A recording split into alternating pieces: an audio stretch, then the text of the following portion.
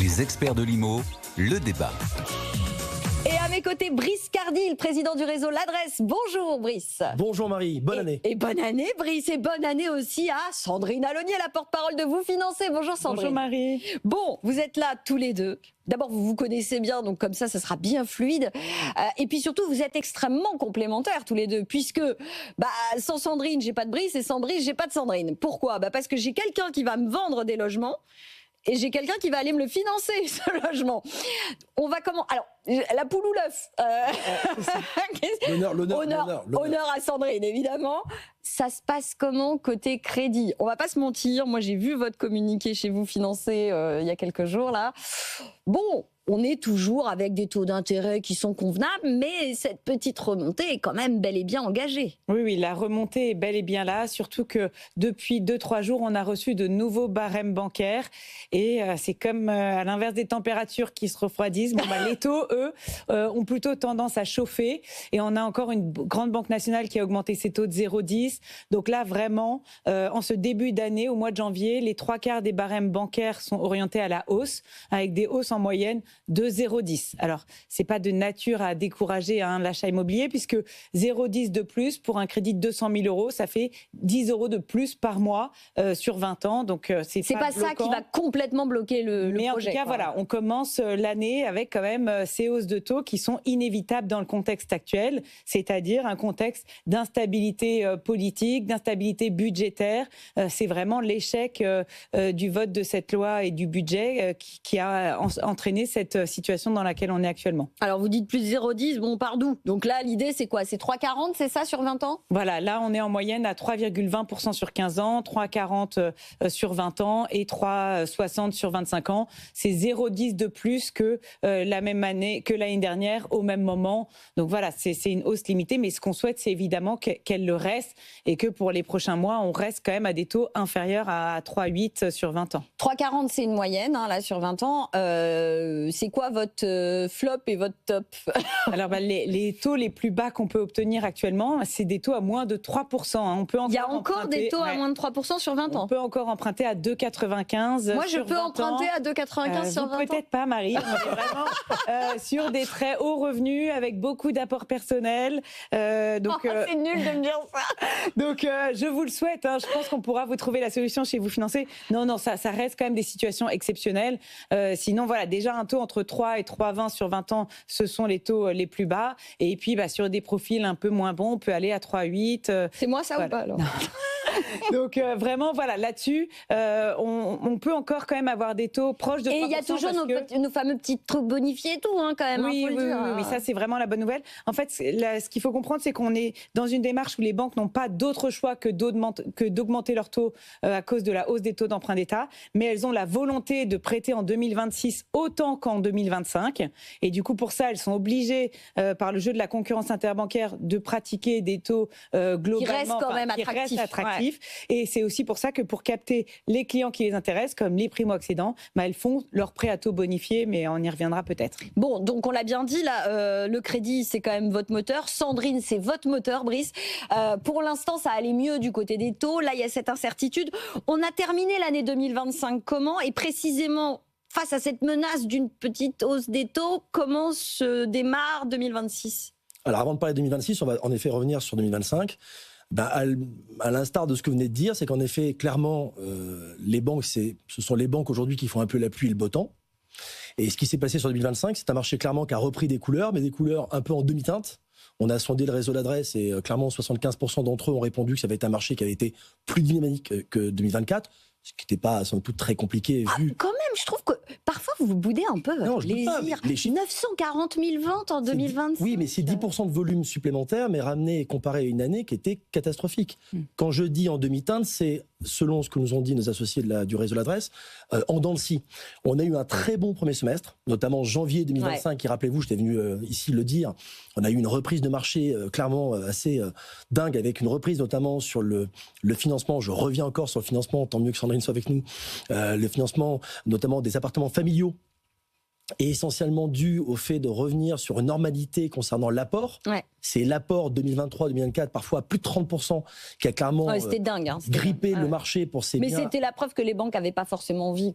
Clairement. Voilà, on nous a fait un peu le coup de marketing du yo-yo, rappelez-vous, le coup d'usure, qui était les sujets redondants comme ça tous les mois. Bah, fallait bien taper sur quelqu'un, hein, bon. Voilà, bon, clairement, donc voilà, le premier semestre, très bon.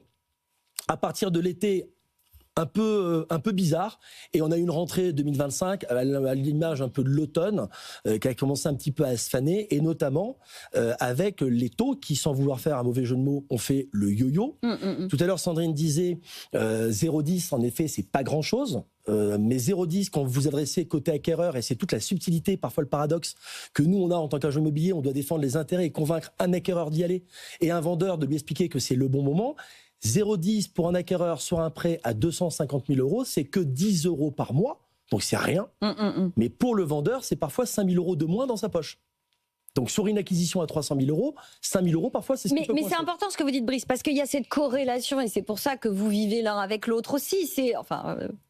C'est une illustration évidemment, mais du coup, quand les taux baissent, bah, les vendeurs ils ont une fâcheuse tendance à se dire bon, c'est le moment pour augmenter mes prix, et quand les taux remontent, bah, les vendeurs ils ont une fâcheuse tendance à oublier que c'est le bon moment pour les baisser. C'est exactement pour cette raison que quand vous avez voulu m'amener sur l'histoire des prix qui augmentaient, je vous avais dit, si on a le temps d'en parler, attention, ça dépend de quelle période on compare.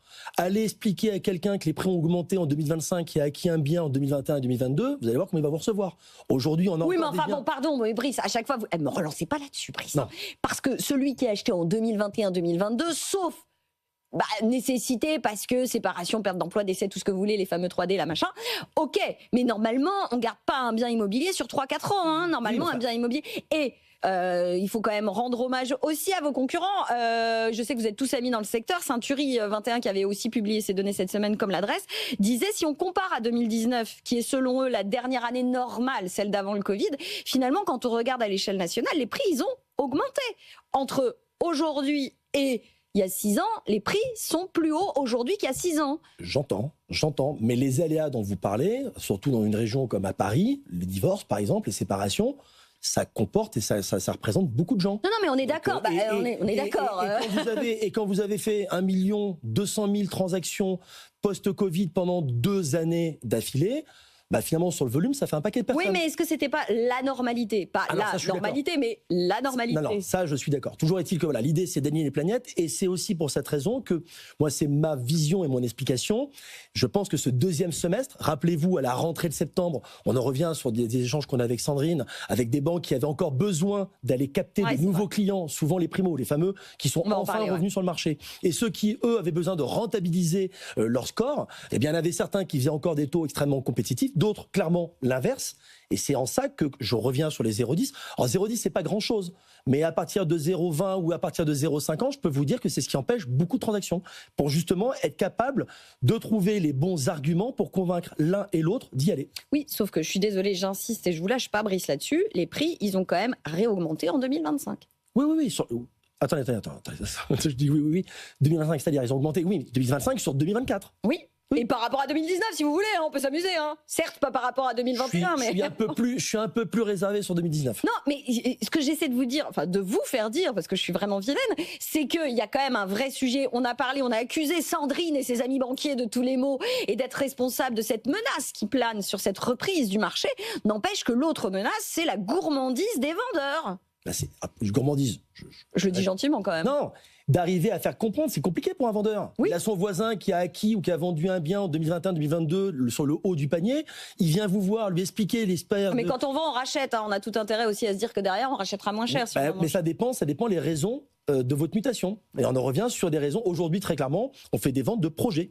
On ne fait pas des ventes de coup de cœur, on ne fait pas des ventes de spéculation, on fait des ventes de projets. C'est pas plus mal finalement. Bon, on a parlé des primo-accédants avec Brice. Effectivement, ils sont là, mais il y en a un qui n'est pas là.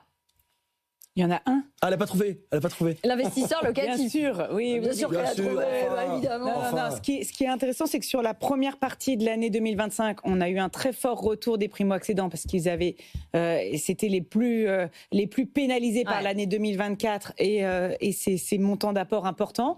Mais c'est finalement ensuite les secondo-accédants qui sont vraiment revenus sur la deuxième partie de l'année, un peu ceux qui avaient différé leur projet de déménagement, souvent pour des raisons contraintes, enceinte ou parce que enfant, divorce, eh bien ceux-là, après les avoir différés depuis 2 ans, ils n'ont pas eu d'autre choix que de passer à l'acte sur la deuxième partie de l'année. Donc c'est vrai que c'est vraiment l'achat de la résidence principale qui est venu constituer 80% des achats sur cette année 2025.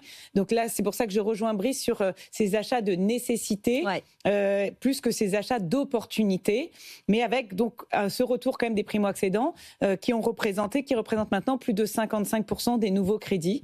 Donc ça, c'est aussi la bonne nouvelle. C'est parce que les banques sont là pour les accompagner. On peut aujourd'hui, ça on a tendance à l'oublier, mais on peut aujourd'hui emprunter avec juste 5 000 € d'apport, juste de quoi financer les frais de garantie et les frais bancaires. Donc là-dessus, il ne faut pas qu'il y ait d'autocensure. Si on peut acheter dans un endroit où évidemment où les prix sont moins élevés, et du coup on peut le faire avec moins d'apport et on pourra quand même avoir une surface suffisante dans laquelle vivre. Et puis on a aussi ces secondo-accédants qui souvent ont d'abord vendu avant de racheter pour éviter le fameux pré-relais, parce que là on les a pas vus décoller, même si les secondo-accédants, eux, sont revenus. Et évidemment, voilà, toujours les investisseurs, eux, à la peine. Parce que vous dites, c'est ça, c'est plus de 50% primo, mais 80% achat de résidence principale, ce qui veut dire que les 20% qui restent, c'est résidence secondaire et investisseurs locatifs. C'est ça, avec plutôt un frein de la part des investisseurs, puisque les banques, elles, étaient aussi présentes pour financer ces investisseurs. Et on a même vu la fameuse marge de flexibilité, c'est-à-dire la part des dossiers qui dérogent aux critères du Haut Conseil de stabilité, notamment sur l'investissement. Et cette part a augmenté. Donc ça montre bien que pour ceux qui étaient prêts à faire des investissements locatifs, les banques ont été là et c'est encore le cas. C'est vraiment un problème de demande qui s'est aggravé en fin d'année avec cette instabilité et ce manque de visibilité, évidemment, ce fameux statut du bailleur privé. Là, on peut pas accuser le système bancaire d'être responsable de la désertion du marché par les investisseurs locatifs. Ils sont où? Ils veulent plus? C'est quoi? C'est la peur des règles environnementales et de la nécessité de rénover? C'est quoi le sujet aujourd'hui pour la fiscalité? Pareil, on en avait parlé, on avait sondé avec Sandrine le réseau L'Adresse, et c'est vrai qu'on avait été assez étonnés. La première raison, c'était pas forcément celle qui est évoquée, c'était le côté anxiogène des impayés. Alors vous savez, ça m'énerve. Bah ouais, mais c'est une réalité. Oui, non, on a tellement communiqué sur la loi anti-squat, etc. Je pense que ça a encore rajouté. Alors même si on va. Oui, mais je pense que si les gens écoutaient davantage justement le professionnel que vous êtes, BFM Business, qui est quand même une chaîne de référence, ils sauraient qu'en réalité, certes, quand on a un cas d'impayé, c'est très compliqué et ça, personne ne le nie, mais qu'heureusement, ça reste ultra minoritaire quand même. Moins de 3%, mais c'est toujours pareil. C'est quand ça vous arrive ou quand ça arrive à un proche que ça vous rentre dans la tête, c'est comme le froid. Oui, mais c'est le ressenti. Oui, mais bon, la peur n'évite pas le danger. Il y a ce sujet-là qui, en effet, nous a vachement étonnés quand on a sondé, parce que franchement, c'est arrivé en premier lieu et on a été très étonnés. Bizarrement, côté énergétique, je crois que c'est arrivé en 3e ou 4e position, donc on a été assez surpris de ces réponses. Au-delà de ça, aujourd'hui, c'est, comme le disait Sandrine, manque de visibilité. Aujourd'hui, clairement, on n'a plus de gouvernement. Enfin, on n'a plus de gouvernement, je ne vais pas dire ça. C'est pas gentil. On n'a plus de gouvernant. On n'a pas de visibilité sur la fiscalité. Très franchement, on a bien compris que le logement, c'était pas forcément la priorité et du Parlement et du gouvernement. On avait ce statut du bailleur privé qui était dans les cartons, qui va peut-être ressortir des cartons d'ici quelques jours, au moment où les débats budgétaires vont reprendre. Mais enfin, vu ce qu'il en restait déjà...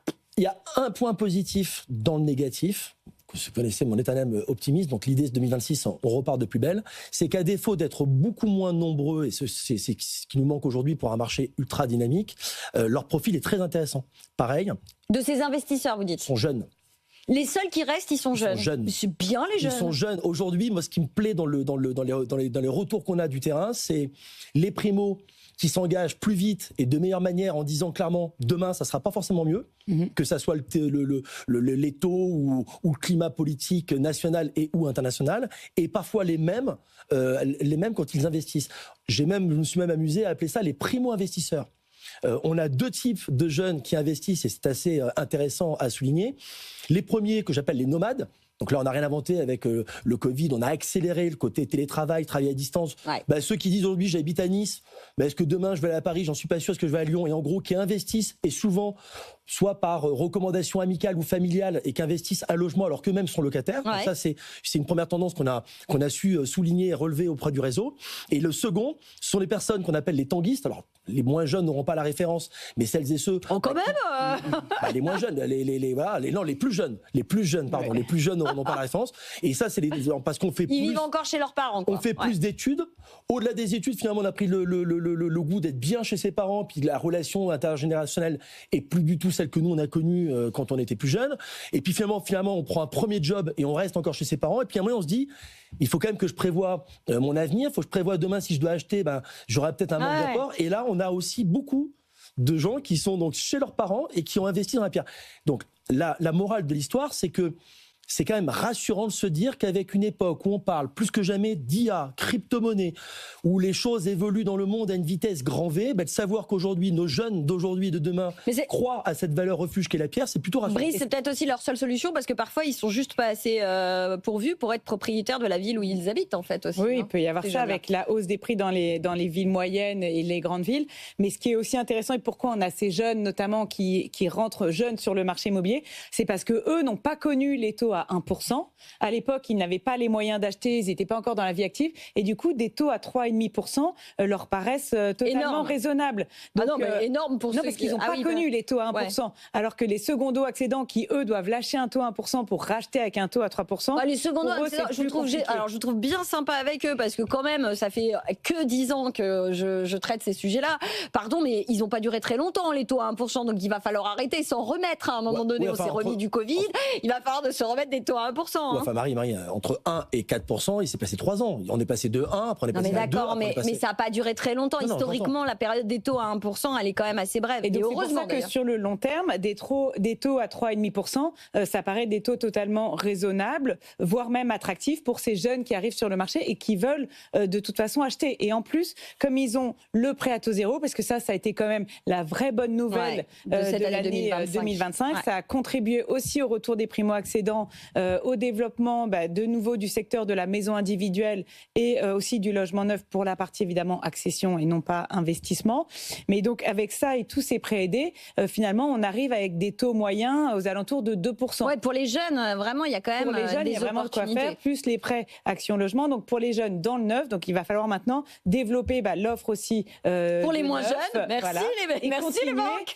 Également, développer l'offre de logement neuf qui est quand même beaucoup plus aidée et continuer aussi à accompagner la rénovation pour l'ancien, puisque là on a quand même la suspension de MaPrimeRénov depuis le 1er janvier pour les ménages modestes et très modestes. Alors certes, peu de gens étaient concernés, mais elle est suspendue pour tout le monde. Mais comme elle était remise uniquement pour eux. Non, depuis normalement quand ça reprendra, ça sera aussi pour tout le monde. Alors à moindre échelle pour les, justement, c'était un peu la nouveauté de cette année, c'est qu'on va revenir pour les autres ménages, mais avec évidemment une aide maximale. On en parlait hier de 4 000 € je crois pour les ménages aisés, donc ça reste quand même assez. Donc c'est ça, ça va être un peu la difficulté de cette année, c'est que soit il y a le parti pris, j'attends le retour de MaPrimeRénov, j'attends un éventuel budget, des nouveautés fiscales, etc. Ou bien je passe à l'action maintenant, tant que les taux sont encore bas, puisqu'on ne peut pas encore dire si les taux prendront 0,20, 0,30 dans les prochains mois. Et surtout que là, mais Brice complétera, on est quand même à un moment, on a une offre de biens qui est abondante, avec plus d'offres que de demandes, et du coup des acheteurs qui reprennent le pouvoir et des vendeurs qui aussi, dans un contexte de hausse de taux, vont comprendre qu'il y a la nécessité d'accepter des prix plus bas. Il nous reste qu'1 minute 30, juste d'un mot, votre pronostic, parce que je vais vous obliger à le donner, votre pronostic de taux pour le reste de l'année là? Alors, pas plus de 3,50 à la fin du premier trimestre. Et au-delà, malheureusement, c'est quand même difficile de voir plus clair. Ouais. Mais ce que je souhaite, c'est en tout cas qu'on ne dépasse pas les 3,8 en fin d'année. Qu'on ne compte pas sur des 4% cette année. Brice, même question, votre optimisme ou pas? Et d'ailleurs, ce qui m'amènera aussi à un élément clé de votre publication de cette semaine que j'ai trouvé hyper intéressant sur cette question de l'offre et de la demande. Il y a que des possibilités de négocier. Donc, je veux, votre pronostic pour ce marché de l'ancien pour cette année 2026 et deux, nous rappeler justement quelles sont les capacités des futurs acheteurs à négocier le prix. Alors, si on prend les chiffres, la capacité à négocier entre les prix affichés et les prix signés, en moyenne, je crois qu'on est à peu près à 4%. Ouais. Aujourd'hui, clairement, au risque de paraphraser ce que vient de dire Sandrine, ce qu'il faut retenir, c'est qu'on s'est beaucoup plaint dans les années extra-dynamiques qu'on n'avait pas le temps finalement de trouver... chaussures à son pied. Exactement, et encore moins le temps de le négocier et de prendre le temps de réflexion. Aujourd'hui, on est dans un marché où moi je trouve que c'est extrêmement passionnant en tant que professionnel, avec la difficulté de pouvoir rassurer, accompagner. Ce qui est clair, on l'a déjà dit ici sur ce plateau, acquérir un bien quand on est locataire, il n'y a pas de choix de toute manière. À partir de la première année, on amortit son bien. La bonne nouvelle, c'est que les banques ont su apporter la preuve dans leur politique stratégique économique de fin d'année, dans les taux bonifiés notamment. Tout à l'heure, Sandrine a dit un mot, mais important de savoir que dès le moment où ils sont là sur les taux bonifiés, c'est-à-dire qu'ils ont l'intérêt et l'envie de faire à minima aussi bien que l'année dernière. Donc c'est votre pronostic, je vous coupe, mais il en reste 20 secondes. Donc, Pronostic, c'est ce qui est pris le plus à prendre. Les taux, quoi qu'il arrive, on y va crescendo. Premier trimestre, on aura des taux qui seront en dessous de 3,5. Tout à l'heure, on l'a quand même dit, on est à moins de 3% quand on a un très bon dossier. Il y a plus d'offres, il y a 10% minimum de biens de plus à vendre sur le marché. Mais volume de vente, Brice. Je pense qu'on va faire, logiquement, on va faire la même chose, voire peut-être, si on a un bon premier semestre, on devrait faire peut-être 10% de plus que l'année dernière. Et prix, toujours pareil, une augmentation, fini, très soutenue, à moins d'1% comparé à 2025, je précise bien à 2025. Bon, et sinon vous négociez, vous n'oubliez pas de négocier. Je rappelle que dans le réseau L'Adresse, ils sont majoritairement plutôt optimistes quand même, les agents du réseau, puisque vous avez 60% qui disent que ce sera une année similaire à l'an prochain, et 30% qui croient à une amélioration progressive du marché, seuls 10% de pessimistes. Écrivez-nous les pessimistes pour nous dire pourquoi vous n'y croyez pas. Merci à Sandrine Allognier, la porte-parole de Vous Financer. Merci à Brice Cardi, le patron du réseau L'Adresse.